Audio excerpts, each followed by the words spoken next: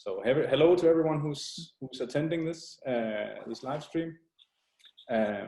We have a very exciting program tonight. We have Laura and Klaus from Lange, which is a co-housing community in Copenhagen, and we've invited them to come and give this talk about how it is to live in their community and how their community came about. This is the second live stream in our series about co-housing in Iceland. You can find the recording of the first one. You can find that in our Facebook group.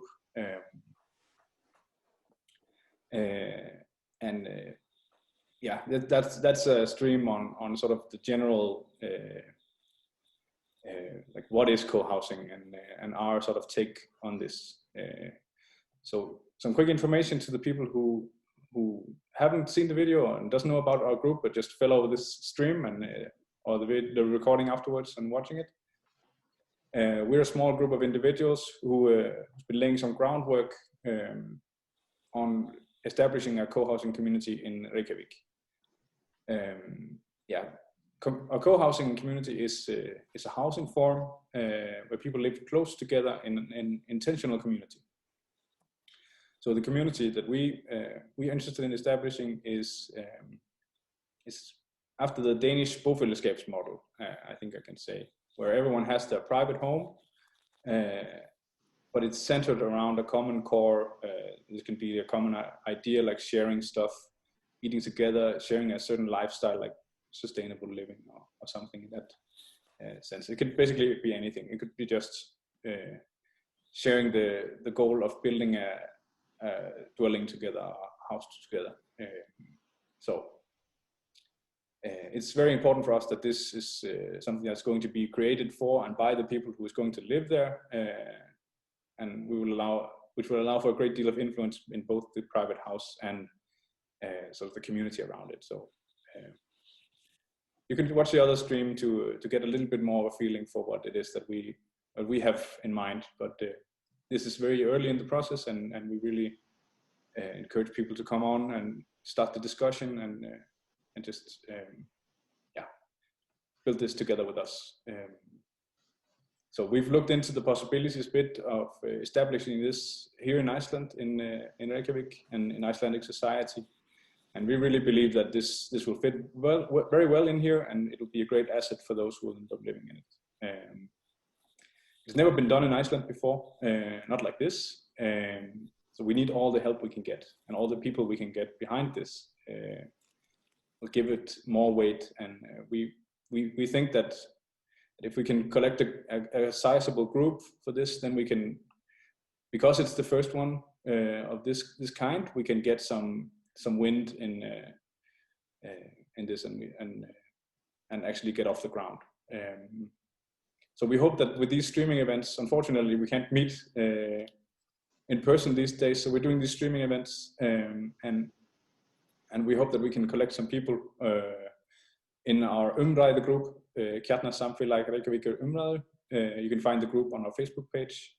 We hope that you guys will join this group if you're interested, and we can start the discussion there, and this will be where we sort of will be pushing this thing forward. Okay, but moving on to tonight's event, we have Klaus and Laura from Lange, and yeah, I won't introduce you guys too much. I think you you will do a lot of that.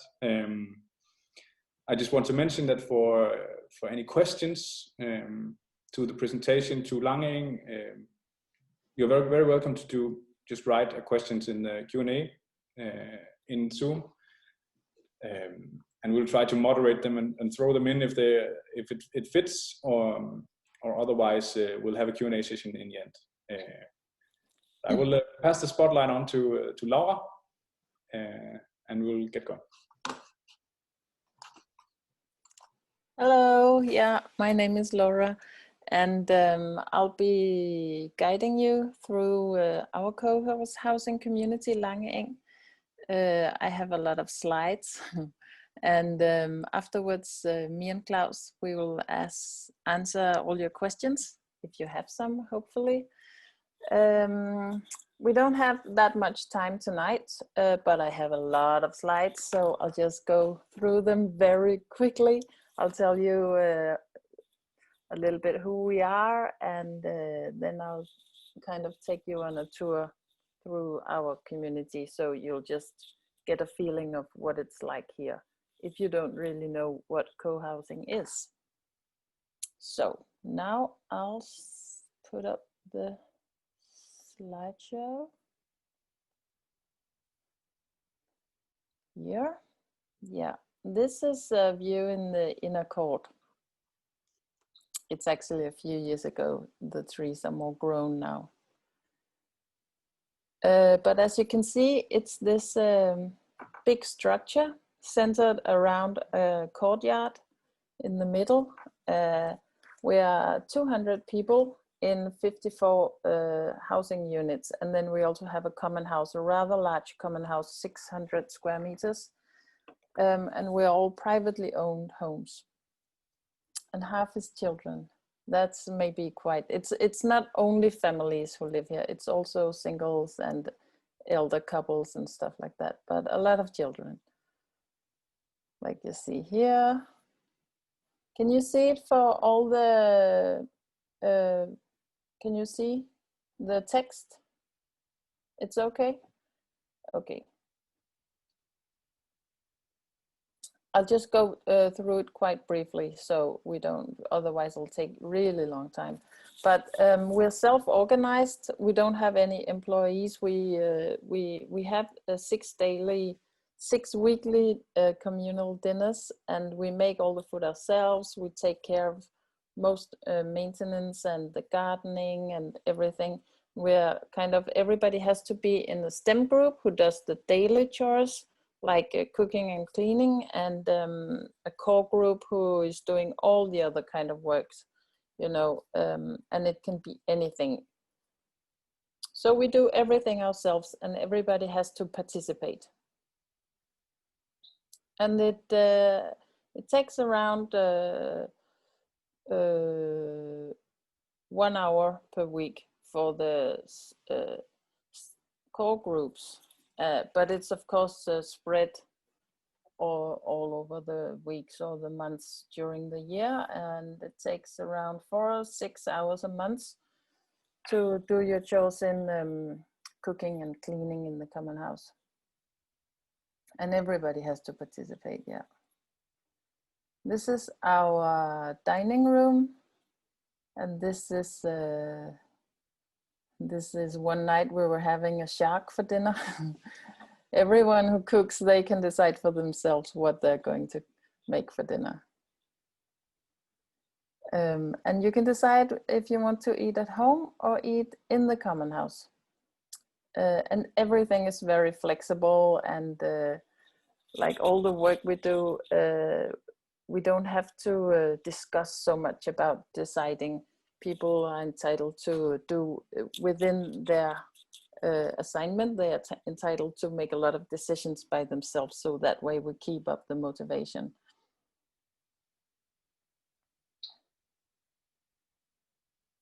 And we also have work days for all ages. We have to help out the groups who takes care of the outside, because there's so much work in it, so we have to show up a few times a year. See, everybody has a go at it.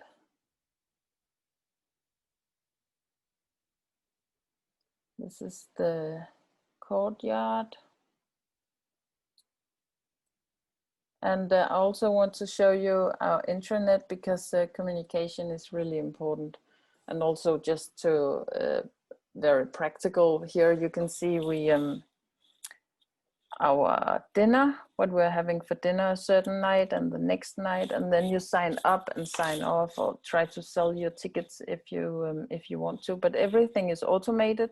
And we also have a lot of, yeah, you can see the whole menu for this September, for example. And we have a lot of subgroups for all kind of different interests.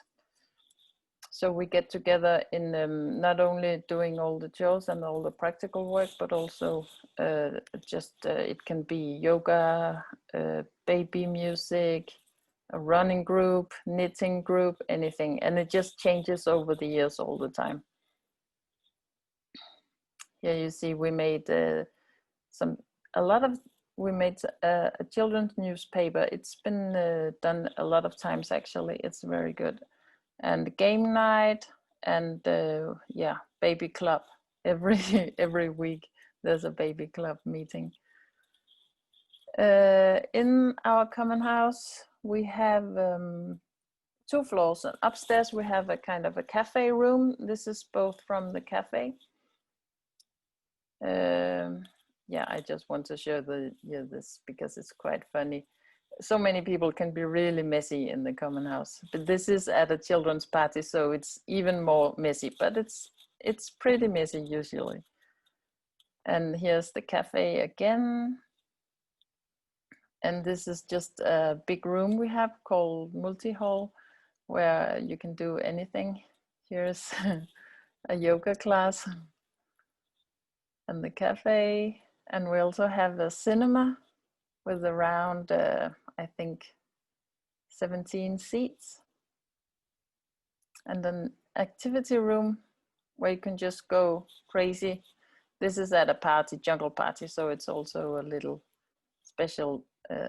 Normally it's more stripped. And we have a workshop with all kind of different tools and a place where you can put up your old stuff that somebody else might find useful, so we can switch. And then of course a lot of parties. For example, we had a children's theater once, and a bonfire the day of Christmas Eve, and a sleepover in the common house. And this is a skate party we've had some summers. And a Berlin wall tear down party in the dining hall. It was very funny. And our anniversary not that long ago. So that's it. Very, very short tour. Klaus, and you're welcome to just chip in. Should I keep the pictures here or should I go back?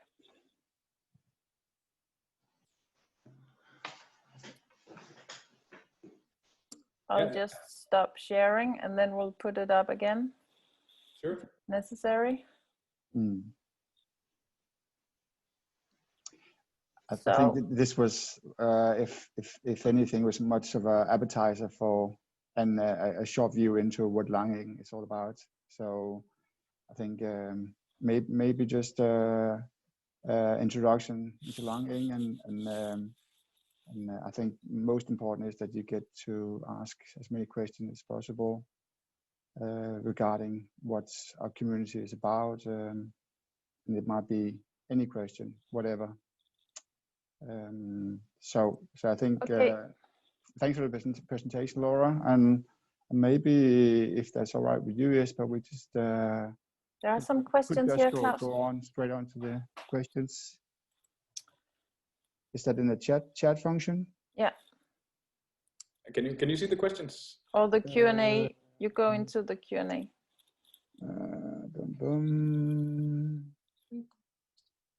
Q&A. Yes.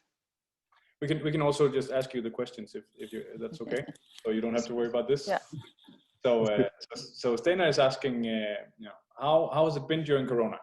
I think that's an interesting question. Should I take that one, Laura? Yeah. Yes. It's been a bit strange actually. This whole Corona thing has been strange anyhow. But living in a community where we really hang out a lot and have a lot to do with each other. It's been really awkward, especially for the kids. They haven't been able to play around as they used to.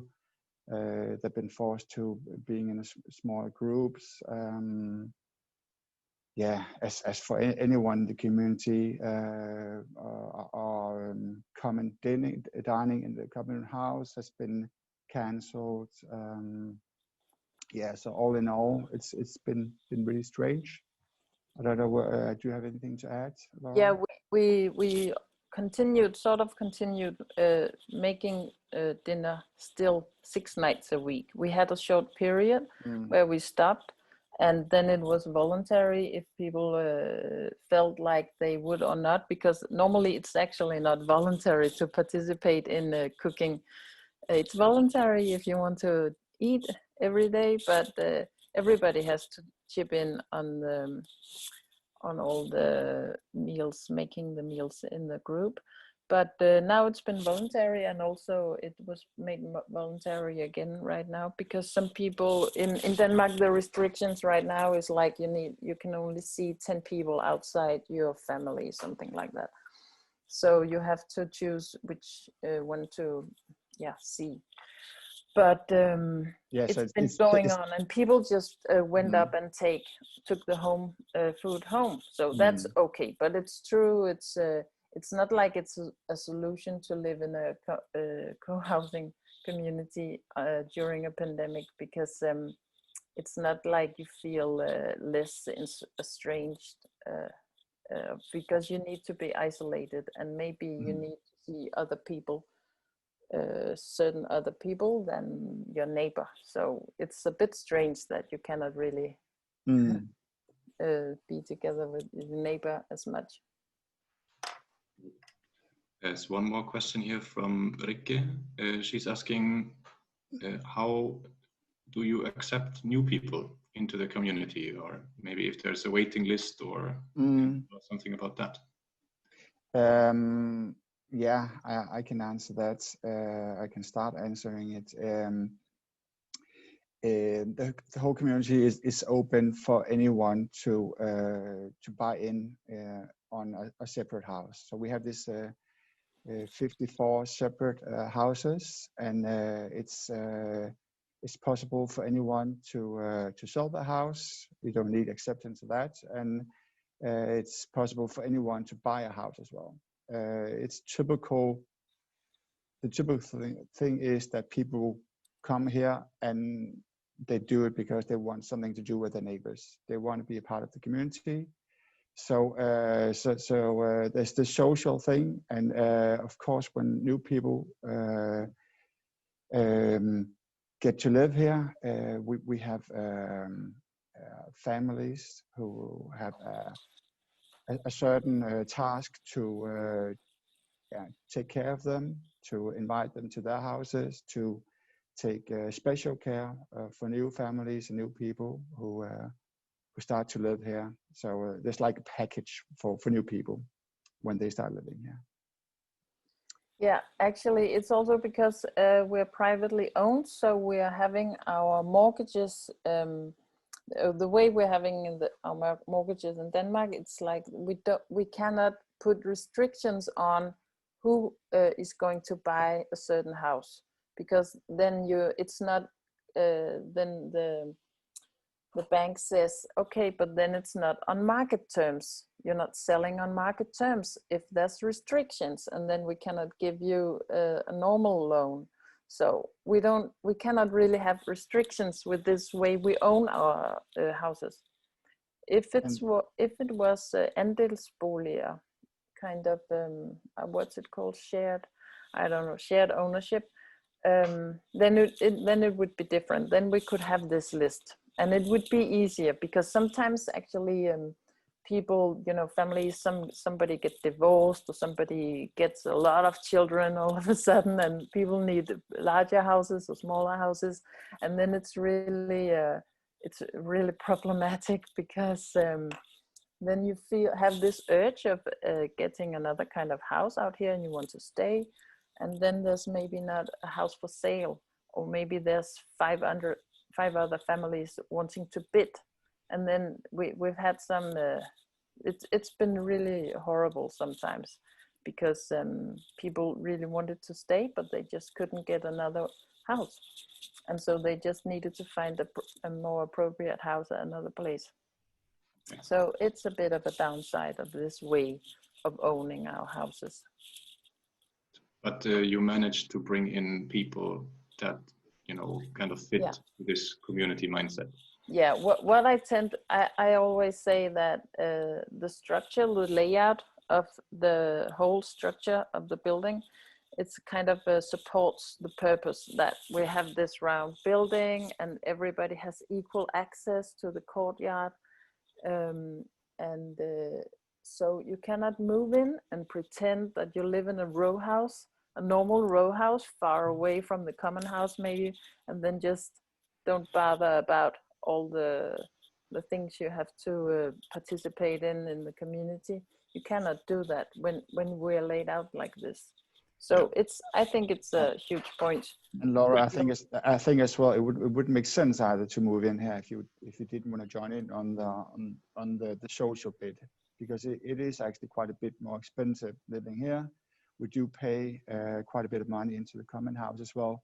So in that sense, it wouldn't make it would be a good idea to move in here anyway, because it'd be a lot more expensive, and you would have a lot of people around you looking for socializing. So as it is, and as we have seen it, it's people who want to be a part of a social community. Yeah, but still, I think you could maybe move in and then get kind of tired or bored with the community, but you have to relate to it all the time in the way that we're structured physically. Exactly. Yeah. Would it be possible if you can put some words on how it all came about? I know, Laura, you were there in the beginning. You were in the group that started the whole thing, at least. I know it might be a rabbit hole to go into, but can you try to try to talk a little bit about that? I think that would be interesting. What do you mean, the process, or the process and how you started? Well, we started like you did, because we were 4 people as well. And then it was before social media and conference call. It was before everything. So we just invited also for meetings like you do, actually. And we had like 25 people for our first meeting when we didn't have a site or anything. We just had an idea.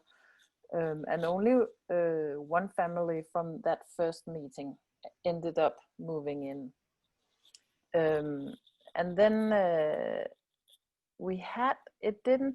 it only took a few months by incident. And then we had a building site, and a contact with the developer, and we just said yes, because it would take, everything was ready regarding the regulations on the site and stuff like that.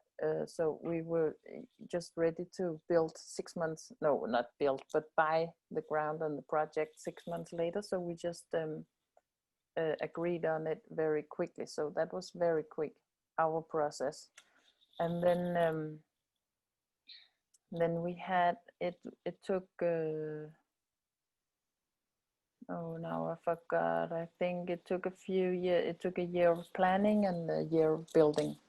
But during that time, we had like maybe 8 big workshops with all the participants. They were changing a bit during the process, but everybody was there. And then each workshop had a theme, almost like.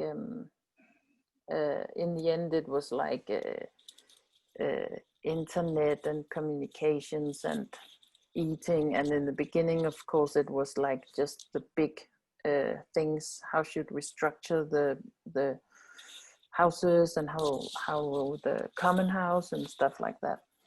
But we also just had to have a lot of help, and have the participants helping. Doing all the work and doing researching and doing process and user participation. What do we want and why do we want it? So we actually had meetings every Monday where all the active people met and divided in subgroups, and could also network a little during the evening where we had this meeting. So it was a lot of work, but it's also fun. And can I add to this? If you could explain how the whole financial side of this went down. Like, when did you buy when did you have to pay the developer, for example? How was it financed? Yeah, we had to sign it. Actually, for us, it was like if you were found, if you kind of bought a housing project early on before it was being built. And so we only related to our own house. So not everybody had the same bank, for example, but we just had to sign it's called in Denmark, it's you take up one loan during the building process, and then you convert it later and have another loan that will be the long loan.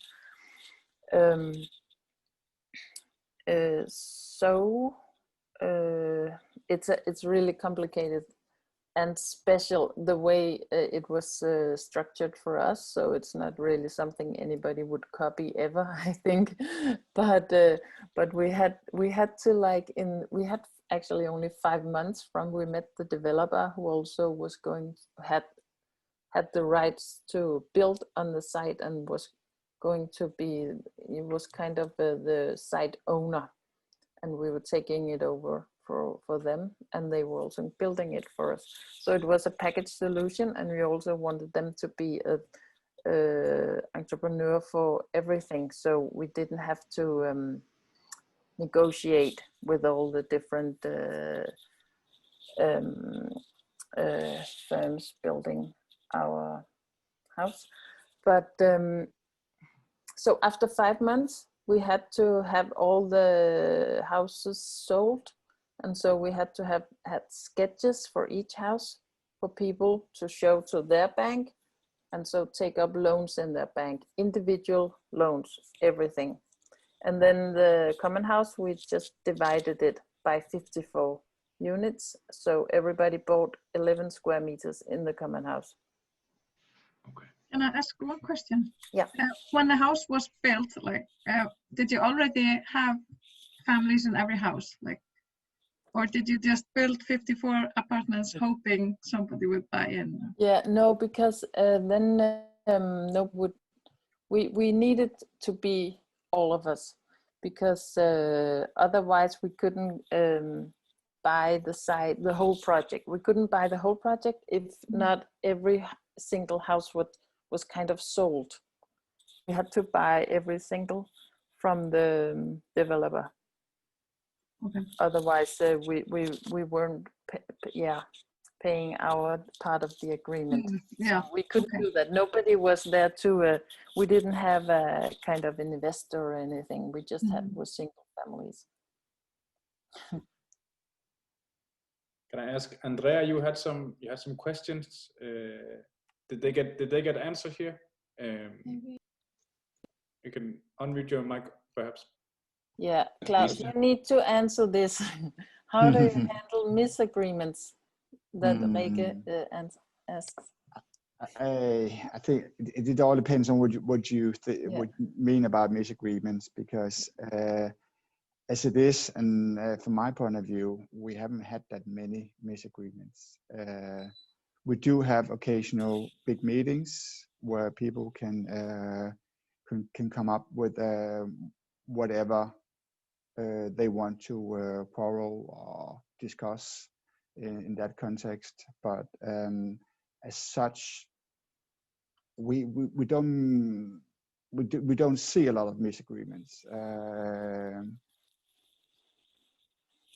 We have a board like any other place. We have a board and a chairman and stuff like that. But we also have all these subgroups, and everybody can call into a kind of a big meeting if they have a certain subject. Of course, we have the yearly general assembly with a lot of points and the budget we need to go through. But often when we have a big decision, for example, if we want to make a new investment, build 3 new cycle sheds or something, then to have everybody let everybody be heard and come with ideas, then we have developed these kind of cafe meetings where you can talk and discuss and develop ideas, where we just meet informally and go through all the different ways of doing a project. And then the decision meeting, it's on the General Assembly if it's regarding a lot of money or anything else important.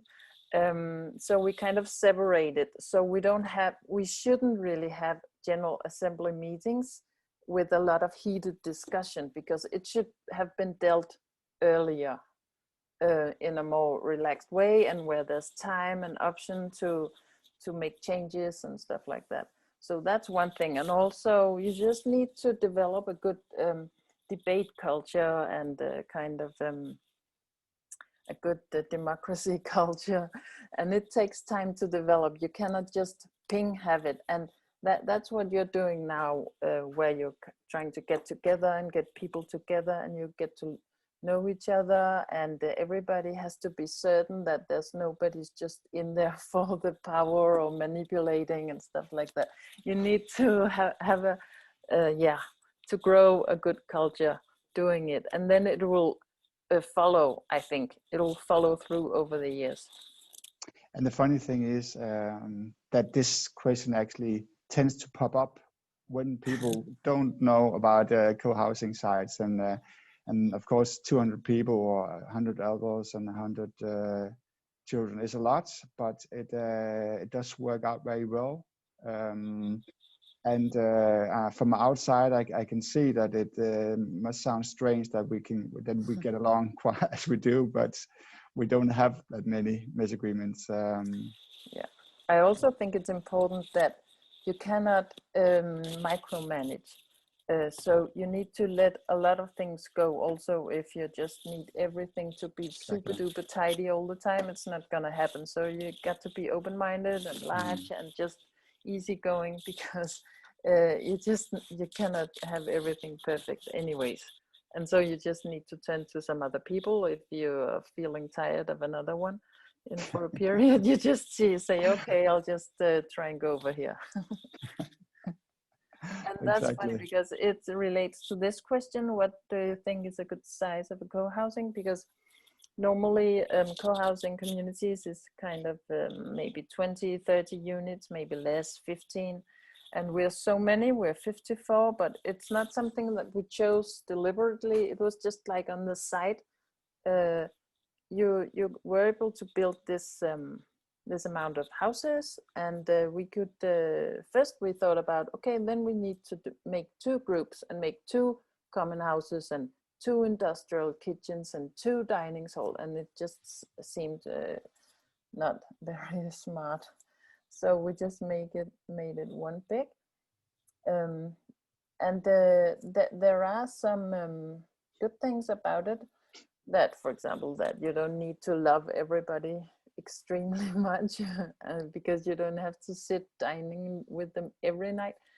But there's also this thesis about that a person can relate to a group of the size of 140, and you can kind of all the names and stuff like that.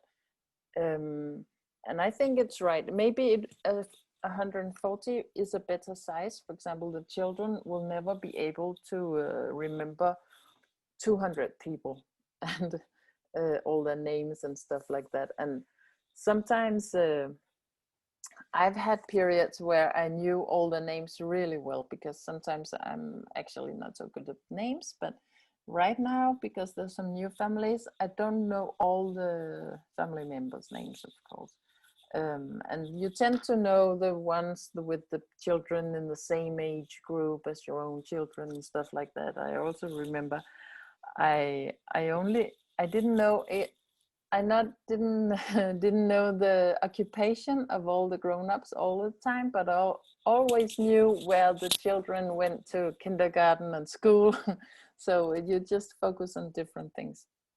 I cannot say what the best size of a co-housing project is. No, yeah, and I have the same way. I agree a lot with what you're saying, Laura, because I think it really depends on what kind of person you are. Because of course, 200 people, is a lot of people, but you don't see 200 people in our daily living.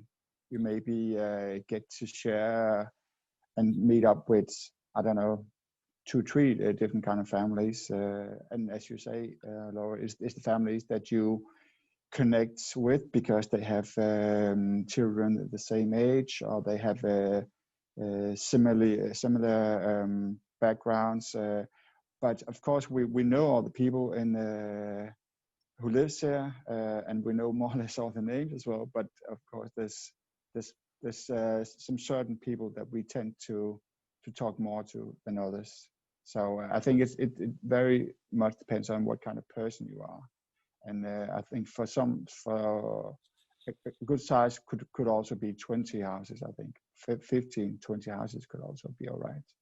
I think it could come down to as well that it could be too small as well.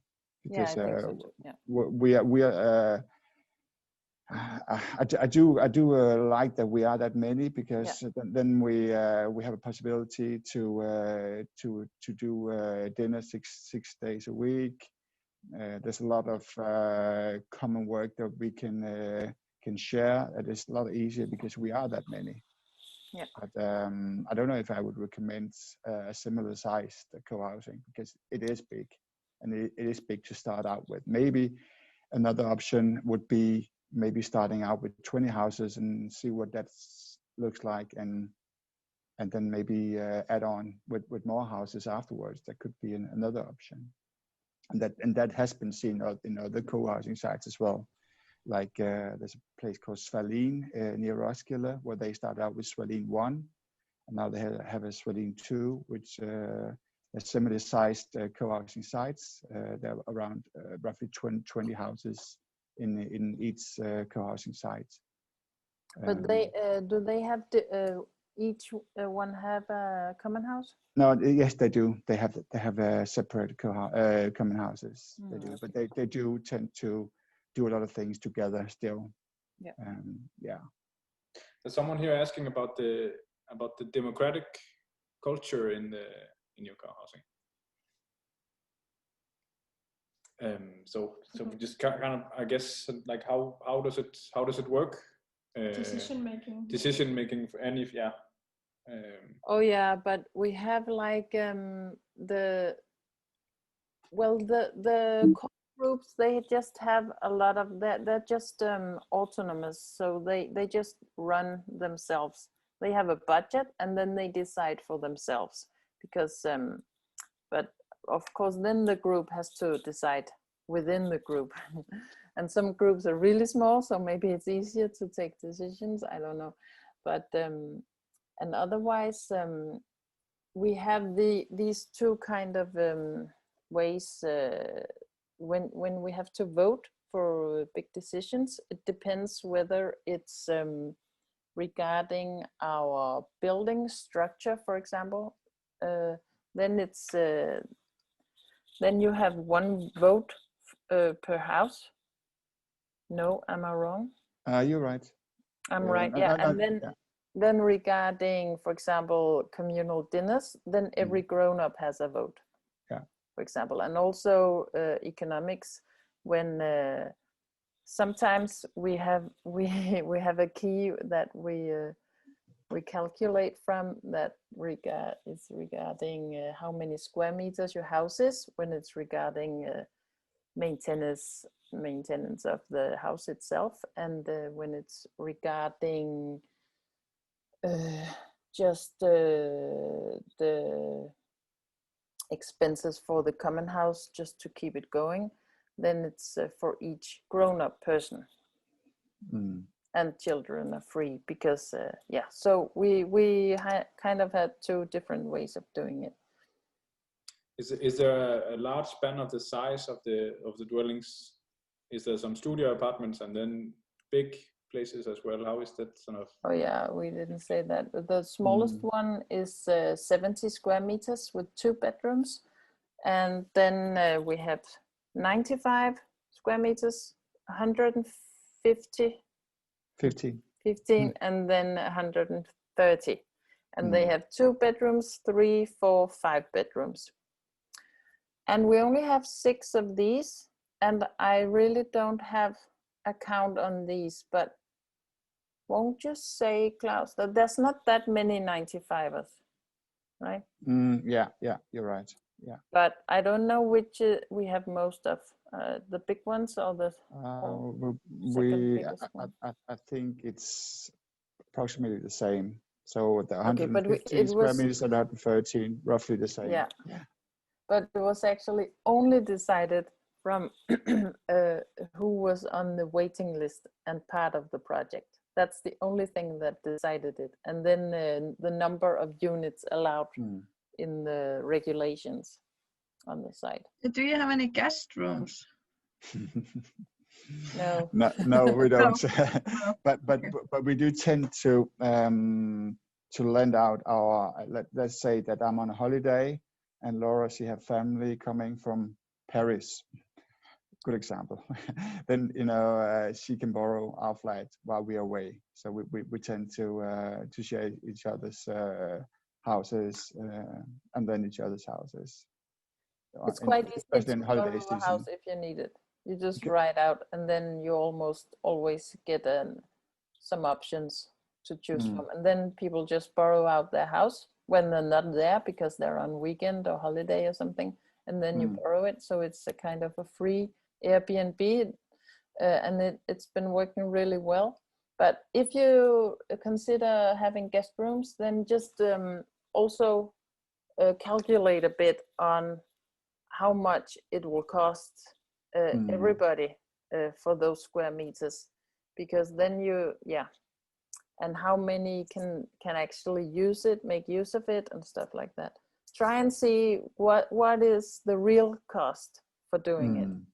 And it's actually, I understand if it's difficult maybe to imagine that you lend out your house to your neighbors, friends or family.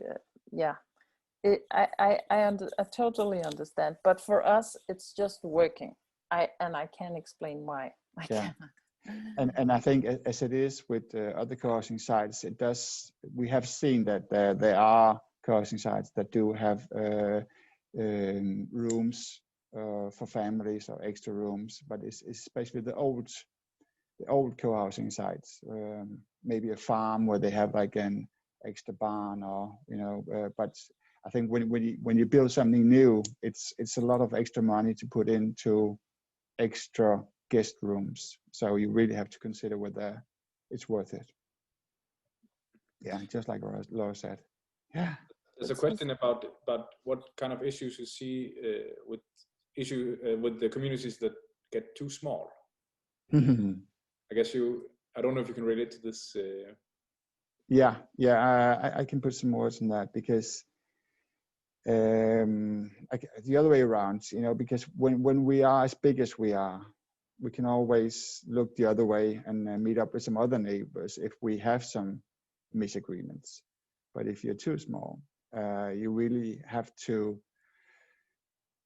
relate very much to each other all the time. So as I see it, if you are small, you are the ones that have to do all the work. You are the ones to have to sit together at nights and eat together, which is fine if you know each other very well and everything works out well. But on the other side, I would still, from my point of view, prefer a co-housing site that were at least 20 houses. Yeah. What do you think, Laura? Maybe 15 is okay, but it's like if you're 7 houses or 5 or less, then you just need to be really, really, really good friends all before you move in, I think, because it's kind of like moving in together, I guess. Yeah. I had a question just about people's privacy, because we've all been talking about that.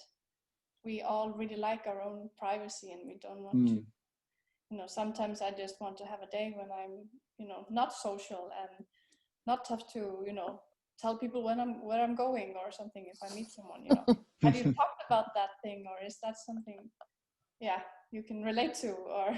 it's very much accepted that, you know, in periods of time when you have, it could be certain issues, it could be that you have a child that that have hard times, that you retract a bit, that you don't necessarily join in so much on the community and socialize so much. So you can really much tap in and out as much as you like. Again, it's easier because we are a big community. It's more difficult if you're smaller. As it is with us, we all have our own houses.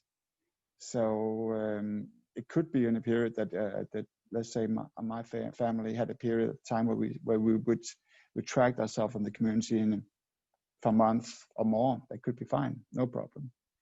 But we will still have to join in on doing the cooking in the common house, which is the only thing that we have to join in on. Yeah, sometimes I think it's similar to the relationship you have to your colleagues at work, because it's kind of like you can have a lot of fun with them, and you can become really good friends and intimate friends, and you can also have somebody you don't really feel like you have anything in common with, but it's kind of you have to there's just a constant in your life. It's not something you change like a normal friend where you can call them and you can not call them, then you choose them 100% each time you see them. Here neighbors and colleagues, it's just a stable constant that's just there. And so if you feel like what your question, like you just feel like being more yourself, it's the same as work. If you have an off day, then you can just walk past somebody without really saying hello very much and or talking or anything. I think it's quite the same. Then you can just kind of shut a bit off, and then people just respect it. You do that at work as well, I guess, if you're busy or if you don't want to socialize. So you don't need to be totally on all the time. It's not possible either. And this is something that has been discussed, or like No, not really. It's just the way it's worked out. And I think people, of course, people in general, they are social people.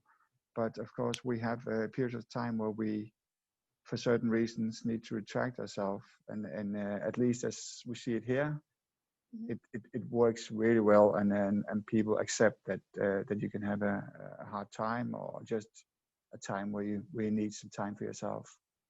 So actually, we have we talked about it, Laura? No, we've talked more about the thing we call the neighbor trap, that you go out with the garbage or just go out and hand something you forgot to give somebody, and then you just need to, you talk with this one and talk with that one, and you get back too late, and your children's like, where you been? Oh, it's just the neighbor trap. Yeah. I can see that would happen. Okay, do you have written rules, Rikke asks, and so we have our, hvad hedder vedtægt på engelsk? Well, yeah, written agreements. Yeah. The one, but we also have these house rules, and they're in the written agreements. In the formal document, we refer that you need to abide the house rules, where it says that, for example, you need to participate in the groups and cook and clean and stuff like that. So we have written agreements, and they're similar to other housing complexes, like you cannot use a drill after 8 o'clock in the evening, and dogs are not allowed to roam around freely in the courtyard and stuff like that. It's totally the same as everywhere else. There was also one question earlier about that is a little bit similar on this, like, mutual agreements that everyone has. If there is any political way or ethic understanding between the residents, or is that something you don't speak about though? Political, ethical. No, for example, at when we cook dinners, it's up to the person in charge for the night. If it's going to be eco food, or sometimes it's just only vegetarian. Normally we have both meat and vegetarian. So it's also very autonomous. And politics, I think we discuss it if we want to, and we have people representing different parties already, running for both the city council and also the government, I think. So it's not something we're shy about. Yeah, I think in general, while being in the common house and during dinner, there's lots of discussions going on in every certain direction, politics, sports, you name it. There's no thing that is not talked about or discussed. So all options, all discussions are open for discussion. Yeah. But I think, is that more or less what you were asking, Simon? Yeah, I think that's what was being asked. Mm. I have one more question. You mentioned that it is a little bit more expensive to live in your co-housing than, I guess, in comparable houses in the same neighborhood, maybe we can say, and that is understandable. But do you have an idea how much more expensive it is, roundabout? Maybe it's 10%, but I think it's more because there's a high demand of co-housing projects, and there's not so many. There's not so many that exist at all. I think it's close. But I think if you but we are in the suburb of Copenhagen, so, and this municipality is not. It doesn't really have the highest prices. But it maybe if you went to a very high-priced area, I'm not sure if there would be that much of a difference between a co-housing project and a normal houses, newly built houses in a really high-priced area. I think they would be equal. But we're quite close to Copenhagen, and still, and we have this advantage of being a co-housing project. So I think that's it, because you can commute into inner city Copenhagen and work in there. So I think that's why it's the price is quite high. And I think it has to do with demands as well, because there's a lot of demand for co-housings, and there's very few places. Yeah. So that means every time there's a house for sale, it's sold within a week, and it's being done by Facebook. So at the moment, we just had a neighbor just recently setting up the house for sale, and it was sold over the weekend, and there was four families ready to buy in. It's in that sense, I think the prices are maybe too high, really, when at least regards to what the prices, the square meter prices are in general for where we live. But it also has to do with demands, and that the demand is very high, and there's very few houses to sell. Would you say that it's still sort of affordable housing, like for? But affordable. To academics to be able to afford to live in co-housing, or? Yeah.